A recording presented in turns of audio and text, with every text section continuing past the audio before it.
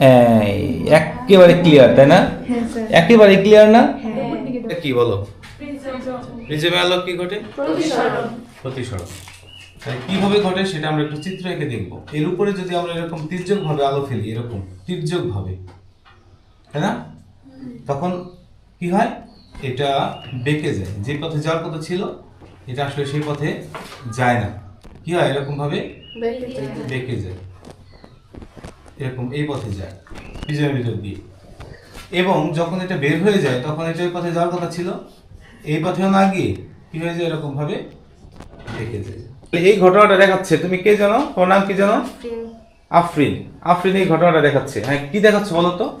Sir, প্রিজমের ভিতর দিয়ে আলো মানে তির্যক ভাবে আলো ফেললে হ্যাঁ। ভিতরে গিয়েও বেঁকে যায় এবং বের হওয়ার সময় বেঁকে যায়। কোথায় কোথায় বাক্স একটু দেখাও।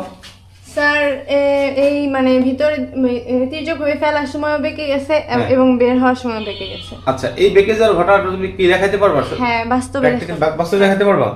আচ্ছা ঠিক আছে, দেখাও তাহলে। এটা হচ্ছে প্রিজম, তাই তো? হ্যাঁ। হ্যাঁ, তাহলে এখানে তুমি মানে তির্যক ভাবে আলো ফেলবা, ফেলবো। হ্যাঁ। মানে এভাবে সোজা করে ফেলবা না, না। তির্যক ভাবে ফেলতে চাও, তাই তো? আচ্ছা ঠিক আছে, ফেলো।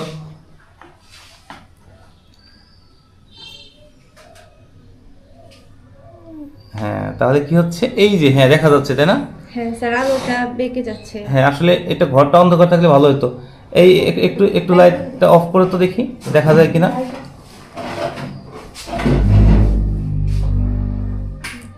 এই একেবারে ক্লিয়ার, তাই না? হ্যাঁ স্যার। একেবারে ক্লিয়ার না? হ্যাঁ। হ্যাঁ, দেখছো এটা এই পথে যাওয়ার কথা ছিল না। না না, তির্যক ভাবে ফেলো।